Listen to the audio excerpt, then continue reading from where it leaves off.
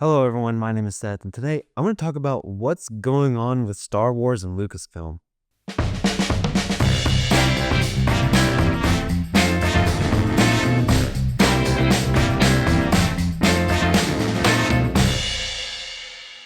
So, there's been some Star Wars news to kind of come out recently within like the past couple weeks. And then there was some news that came out just earlier this past week. And I just wanted to discuss it. I originally wanted to discuss the news from about a week or so ago with Simon Kinberg apparently going to write and produce a new Star Wars trilogy. That's big news, but I was just not so sure about making a video just dedicated to it. But I think with kind of what just happened, I do want to talk about that and just some questions I've been having, some observations. So there's no review in this video. I will be bringing you some more reviews going forward, mostly of a lot of the films I missed in 2024. This year's been super busy, so I got plenty of films in 2024 to catch up on. So my goal is to work on those, have those reviews for some of the rest of the year, even probably going into 2025 a little bit. But before we go any farther, go ahead and like this video, hit subscribe, and hit the bell icon so you never miss a video. We are getting closer and closer to 300 subscribers. We're on the road there.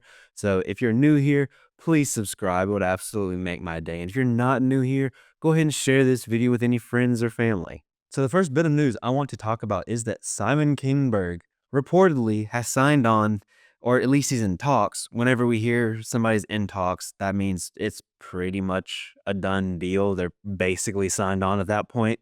But he's going to produce and write a Star Wars trilogy. Maybe. We'll see. That's what the reports are saying. But there's been a lot that has come out of Lucasfilm that has not happened. I think that's maybe part of the reason I didn't make a video solely dedicated to it. You can take a look at my Twitter/X, and I made a post whenever that news was coming out saying like, "Hey, I like it, but we'll see." And I think I have plenty of reason to have that reservation, but I don't have any reservation about Simon Kinberg writing and producing a Star Wars trilogy. He is such a huge Star Wars nerd, and I say that in the best way possible. I am one as well, but he really knows his Star Wars. He was part of the producing team behind Star Wars Rebels. That's really some of the best Star Wars storytelling we've gotten in the last few years. I also heard a story about how he was just as excited as the rest of us to get some of like these Black Series figures when they came out, when they did this Force Fridays, when like the Force Awakens and The Last Jedi, when those movies were coming out. He was there in line, excited, waiting to get those toys as well. So he is a huge Star Wars fan. He loves Star Wars so much, and he understands Star Wars so much. And you can tell that by what he's produced, and not just with what he's done in Star Wars. He's a very good producer. He was a producer on films like Deadpool and Wolverine and Logan, the first two Deadpool movies. Also, like I mentioned, Star Wars Rebels, The Martian, Days of Future Past. He was a writer on the new Mr. and Mrs. Smith shows that got some Emmy recognition. He also was a writer on Rebels and Days of Future Past as well. He was a writer on Sherlock Holmes. He even did some script work for something like Edge of Tomorrow. So he's done a lot of really good things. Now, not everything he has touched has been gold. You know, he was also involved in something like X-Men The Last Stand to a degree. He was the director. I think it was his directorial debut on X-Men Dark Phoenix. But that, I will say, that's a very ambitious film to take your directorial debut on. But Simon Kinberg has proven that he is a very good writer and a very good producer. So I am definitely excited if this happens. He's a great choice if this happens. And that leads me into kind of this next part of the video, me questioning what's going on with Lucasfilm.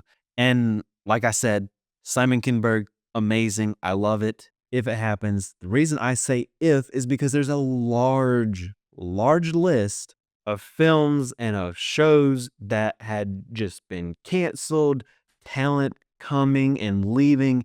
It's honestly kind of ridiculous at this point. I'm surprised something hasn't been done. I'm surprised somebody like Bob Iger hasn't stepped in and made some changes. I understand things happen, but this has happened way too much here at Lucasfilm.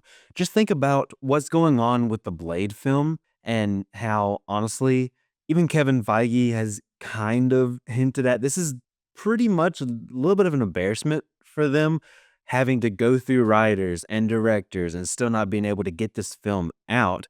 But this is really the only time something like that's happened with Marvel Studios. Lucasfilm has a Blade situation seemingly with two out of every three projects. At least it seems that way. I have a list here. I want to go through. It's going to pop up on screen. So read along with me. Bear with me because it is a long list. First, we got Michael Arndt. He was going to be on The Force Awakens. He was replaced by J.J. Abrams and Lawrence Kasdan. Then, with Rogue One, we had Gareth Edwards, and a large portion of that film was rewritten and reshot by Tony Gilroy, which I have to say, Tony Gilroy is awesome. He's bringing us Andor. He does such a good job, and I loved Rogue One. So what he did with Rogue One was incredible. So, I mean, that worked out for the good, but still, that's an issue where he shouldn't have had to come in and do the rewrites and reshoots. Then we got Josh Trank, who did Chronicle and the Fantastic Four movie. He was going to do a Boba Fett movie that was canceled. You have Lord and Miller, who were directing Solo, and they started directing this film, but then they were eventually replaced not too long into shooting by Ron Howard, which I think Solo turned out to be pretty fun. I don't hear a lot of people talking about it. I think it was a fun, fine movie. I think it came out at an awkward time. And also, there was that drama there. I would have loved to see what Lord and Miller were doing, but obviously, there was some sort of disconnect between them signing on and them directing. Next, we have Colin Trevorrow, who was going to write and direct episode 9. We got some leaked ideas of what his script would have looked like. I don't necessarily know how good that would be. I think some of the ideas in there are interesting, but there was time for it to be reworked. But regardless, he was replaced by J.J. Abrams. Next, we have Brian Johnson with an untitled trilogy, and that officially is on hold indefinitely. And I think it's pretty safe to say at this point that's not going to happen. It hasn't officially been canceled, but it's probably not going to happen. Like, I don't see any world where he writes and directs his own Star Wars trilogy at this point, which I'd be interested in seeing, but it's not going to happen. Next, we have Stephen Daldry, who was in charge of an Obi-Wan film. And if I'm not mistaken, I believe this wasn't just a film. I believe this was kind of being developed as an Obi-Wan film trilogy, but that got reworked into the Disney Plus show that we got. Next, we got James Mangold, who was doing something with Boba Fett that got canceled. Another thing, we have Benioff and Weiss, who were some of the main creatives behind Game of Thrones.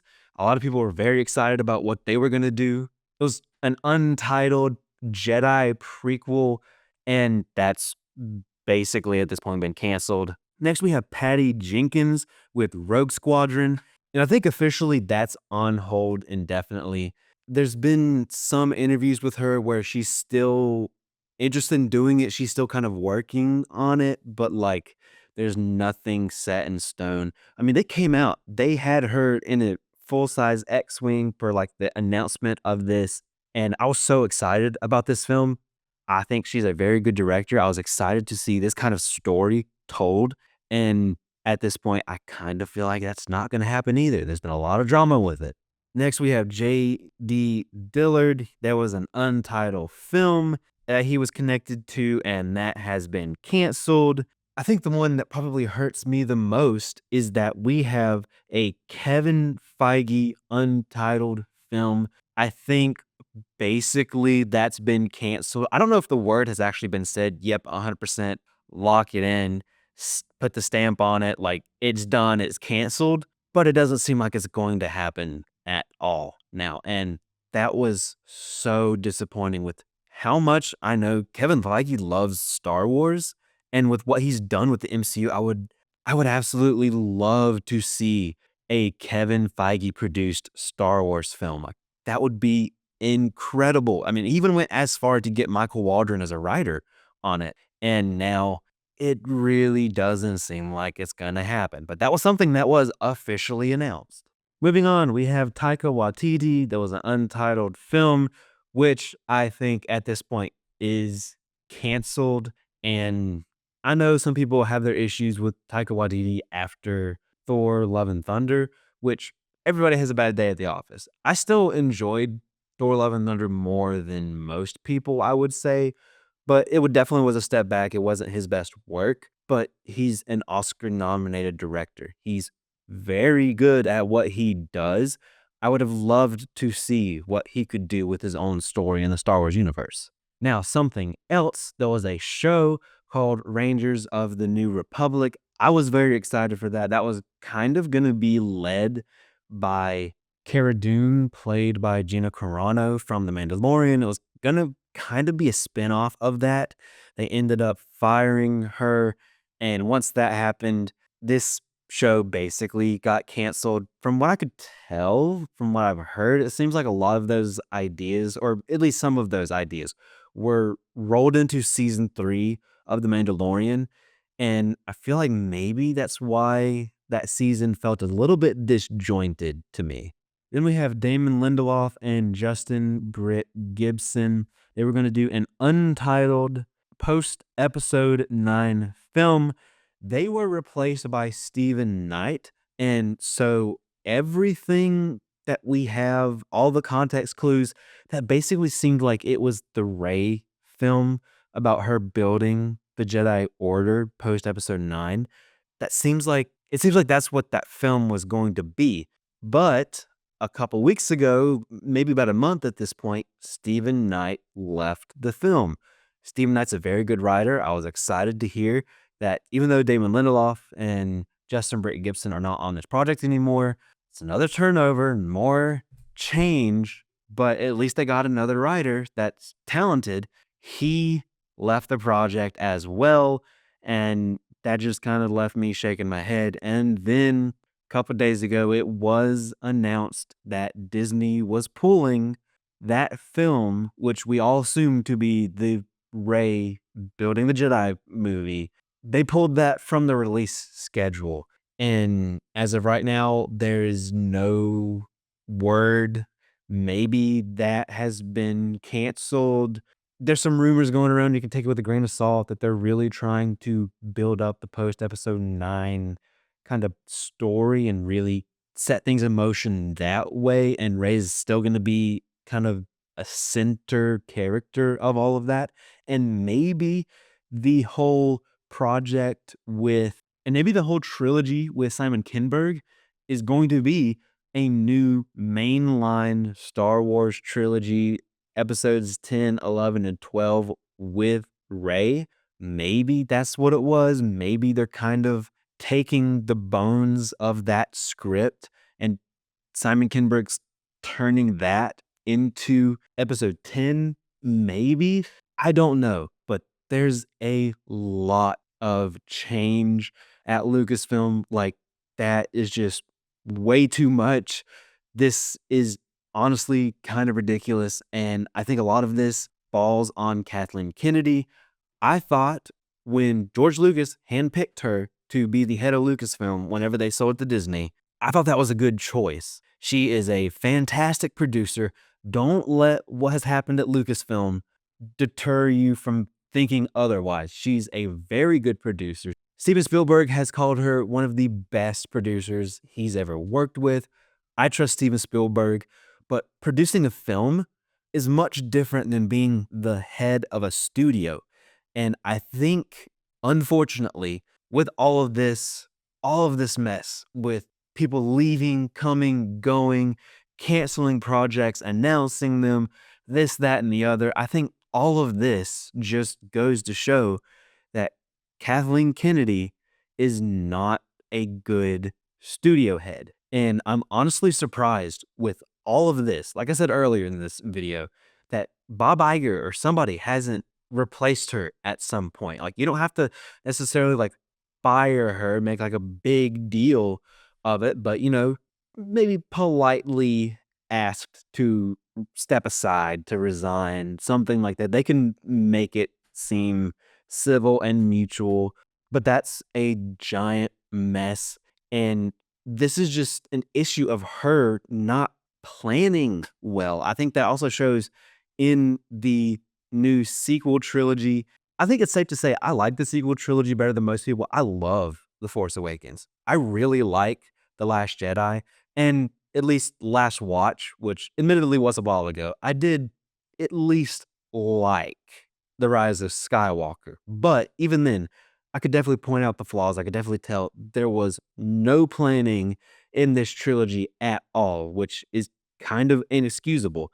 And so that's one big issue. And I think all of this just kind of seems like a lack of planning coming straight from the top, from the studio head. Like, there's no reason for so many of these talented people to come in, do a few months of work or maybe like a year of work, even if it is that long, and then part because of creative differences or things get canceled or whatever, things get shuffled around. Like, there's no excuse for this much chaos. So obviously, I'm not a studio head. I'm not in charge of any movie productions or anything like that. But if I had to take a guess at what's really going on, I think it's coming from the top with Kathleen Kennedy. I do not think she is a very good studio head.